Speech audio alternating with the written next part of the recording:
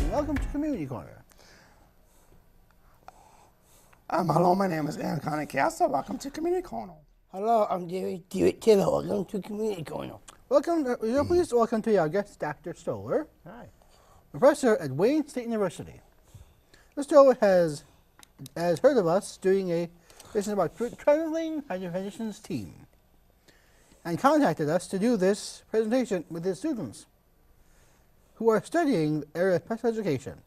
He felt that strongly that to hear different stories directly from individuals who are going to and currently on the physician's journey from education system to the wild world of agency sports and programs would be valuable. Today, we focus on the role of those who teach education, possible to those students understand in the field of education, special education. So current laws apply to special education and practice accepts those facing these challenges and thought them throughout their lives. Working with those students with challenges find themselves under informational and specific staff. Ladies and gentlemen, we welcome our guest today, Dr. Stoller. Doctor? Good afternoon. How are you guys doing? Good afternoon, Dr. Stoller. So tell us a little about yourself growing up. Growing up, oh, that's an interesting piece because first of all, I remember, well, first of all, I was a student in Detroit Public Schools. I went to elementary school, middle school, and high school in Detroit. And I remember specifically in my probably junior year in high school, my mother came down to talk to my counselor. And I have to tell you that I was just probably an average student. You know, not a lot of A's and B's, mostly C's. Used to get to school and then would try to figure out how long it was going to take before I could get finished and get out of there for the day. And then I used to think about, well, how many years do I have to go before I'm finished with school? But the point was, is my mom came down to school and my counselor looked at my grades with my mom and said, you know, Mrs. Stoller, I wouldn't invest your money in Robert going to college because I don't think he's going to make it. So that kind of put me in a different perspective of things because, first of all, what else could he say? The grades spoke for themselves. And second of all, he had determined that I couldn't make it. I wasn't mature enough at the time to be able to understand what he was really saying. But it gave me a different perspective of saying, okay, you said I can't do it, now I'm going to show you that I can. Mm-hmm. Thank you.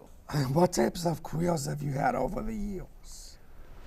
Well, I sold clothes and I delivered cars, automobiles back and forth to various places. I remember once having to drive a car out of the airport that was on display and I had to go through the electric doors to get the car out.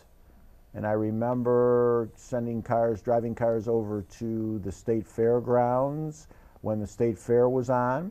And I remember Miss America came into town and we had to dress up a car with her name and on it, and it said Miss America, and we had to drop that car off. I don't remember where we exactly dropped it off, but I remember doing it and it was a lot of fun. So by the time I got my first car, I had been into a lot of cars and been driving back and forth in them, and so it made it very difficult to make my first decision as for my first car. Tell us what led you to focus on special education. Why did I focus on special education? Yeah. Well, you know, I've always enjoyed working with students, and to be perfectly honest with you, I wanted to be able to help students succeed. And so knowing what I knew about the fact that if you really want to succeed, you have to have a good education, I decided that I was going to work with special ed students who truly wanted to learn and wanted to reach their goals. So tell me something. So has your life been touched with someone special education, special needs? Please share with us. Well, you know, I've come across a lot of individuals, but one that stands out the most was a young lady who lived with her mother and her aunt, and she was always absent from school because she didn't necessarily want to be absent, but her aunt and her mother would decide that they had something else that they had to do. Well, as you know, in elementary school and middle school, you might be able to get away with that. But the problem is that when you're not in school, you're not learning.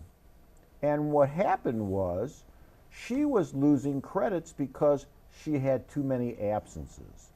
And so she had been able to beat the system by not showing up and moving along from grade to grade. And what happened was that when you get to high school, you realize that you cannot continue to be absent. They won't pass you on. They won't move you along.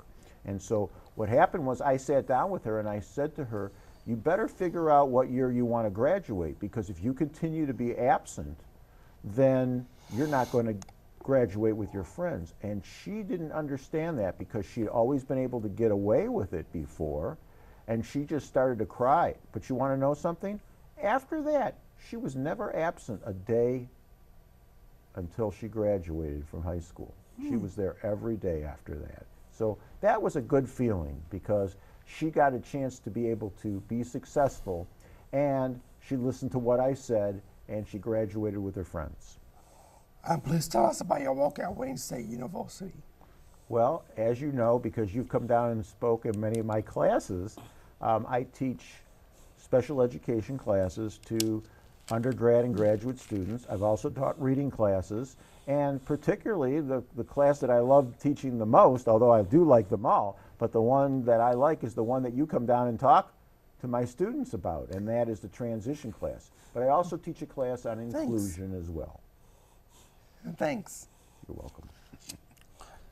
Do you have worked on statewide educational planning committees? Not so much in the state. I might have done that early on, but I usually work more with the school district. So have you ever supervised student teachers preparing to go into the field of special education field? Well, you know, it's an interesting point because I think that we need more people who are interested in helping those students succeed. And I think that if we can find a happy medium, so to speak, of finding the right individuals to work with those people with disabilities and can find new ways to teach rather than just the old approaches, I think that we'll have a great combination for Thank you. success. Having the training was provided better techniques for staff. Well, you know, I think that the techniques really come from what you learn in your classes, the methods classes that we teach at the university. But I will say that the practical experience, if I stand up and I talk for an hour or 2 hours, it's not the same as when you guys come in to talk about what it's really all about. And some of the stories that you share about your lives and things that you've come in contact with, good and bad, really help my students get a better understanding. I can talk about it all day, but it didn't take place with me. It took place with you. And that's really what is a learning piece. It's much more, you can read a textbook, and yes, you should, and you should be able to understand those kinds of concepts. But when somebody else can come in and say, look, this happened to me, or this is my story, it makes them understand, meaning the classroom, students in my class, it makes them understand much better than just me talking that whole time. Tell us a bit about evaluation tools. Well, you know, when we talk about those types of tools, we're talking about new techniques that work better than some of the other techniques we've used in the past. For example, in the past we've used a textbook and we have had students answer questions, write papers, those kinds of things. But now we're incorporating more group work in the classroom where people get together and they talk about what they've read, they share articles, they go out and do visitations. They get a chance to actually go out and see some of the facilities that are out there such as group homes, special schools, programs that seem to be doing well in the community. And then they talk about those things. They also do projects where they have to put a binder together with different types of information that will help special needs students who are graduating from high school and may go on and get a diploma or may actually get a certificate of completion. When they get that certificate of completion, as you know, they're able to continue their education to age 26 in Michigan. So these are the kinds of things that come about. It's not just a teacher talking about these things. It's not just reading the textbook. It's actually going out into the community and seeing what it's all about. So, what authority do these evaluations carry as requests for further training or eventually recommendations to find another field, other fields of employment? Well, you know, I think that this is a good opportunity for students to have that piece which we call communication skills. Because if you can do communication skills with students, you can do communication skills usually with just about everybody.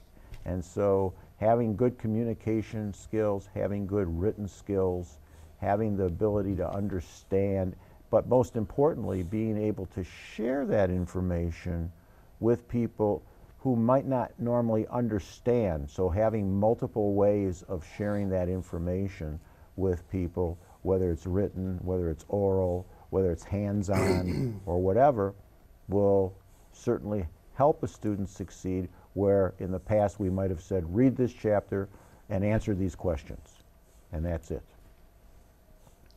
Do you visit special education classes around the world? And if so, how many of some? If so, what do you gain from these experiences? I mean, from the visits. The visits, Yeah. yes. Do I visit other classrooms? I certainly do. And one of my roles is to supervise students, so I go out to many different classrooms in the Tri-County area. And it's always interesting to see whether or not they're using technology, different ways of communicating, how they deal with IEPs, which are individual educational plans for students. And so all these things are important. Yes, the answer to that question is yes, I go out to the classrooms. And it's always a learning experience for me because there's always something that I pick up that I didn't know before. How and who develops class titles and class content? Well, we have to be within the guidelines of the college and what the state requirements are in Michigan. But we are able to select our own textbooks based on the information that we have both from the College of Education and the State of Michigan Department of Education. So the titles are basically titles that we would choose that would be relevant to today's teaching. So, what requirements do you have for your class students to bring papers, fieldwork, and reacting papers? Well, in part, they have assignments that they have to do each week. They also have journals that they have to write where they have to find something of interest in the textbook and then they have to respond with their thoughts about what it is that they read. It could be a poem, for example, or it might be something that somebody said, a quotation, or something along that line. Or they might say in their response, like, you know, I wish I had had a teacher who had done something like this before, because maybe I would have been able to understand or learn better. So in answer to your question, it's those types of situations or those types of things that help students to succeed. But they have to do a group presentation, they have to do a PowerPoint. They get graded not just for what they do, but the entire grade for that assignment is a group grade. So they also have a binder that they have to submit, and each section is one person or two people might be putting that one section together, so they'll get a group grade. They have 3 visitations that they have to do. They have this journal that I mentioned. They have an article that they have to do. So there's quite a bit of opportunity for them to go out into the community and learn besides just reading their textbook, which is expected as well. What liberty as a teacher do you have in class titles and content? I have quite a bit of freedom to choose what it is that I want to convey to my students. But I want to convey that in a way that's going to be positive, and that's why I have gentlemen like yourself come into the classroom and the visitations that they have to do, as well as my discussion with them. Okay? What type of grading system is used in your classes? Like letters, grades, like ABC, pass, and or fail? Well, you can't fail my class unless you don't attend. Okay? If you attend my classes and you do the work, you're going to pass. Generally speaking, the grades are letter grades. The final grade will always be a letter grade unless you have too many absences in my class, but you would know about that ahead of time. So one final question. Do you write letters a recommendation if asked? Absolutely. That is one of the pleasures of being an instructor at a university, and it's touching when I get a phone call from a student who asks me to write a letter, but it's more touching when I get a phone call from a school district asking me to respond to that letter that I wrote, and what would I do, why would I hire this person, and is there any reason why I wouldn't hire them? What is the role of a special education consultant? The role of a special education consultant is to work with both teachers, students, and also parents and administrators. Whether it's going into the classroom and assisting in the classroom, or whether it is giving a teacher some suggestions or help, whether it's working with administrators to better understand what special ed is all about, whether it's working with parents to explain testing results, or making a suggestion about attention deficit or attention deficit disorder or autism or any of the number of areas that our students may be having difficulty with. Do you have worked as an SE consultant for any school district, past or present? Yes, I work for a school district now as a special ed consultant. It has been so great to have you as our guest today. It is so clear that you love what you are doing and that you express such warmth and humor to everyone like us.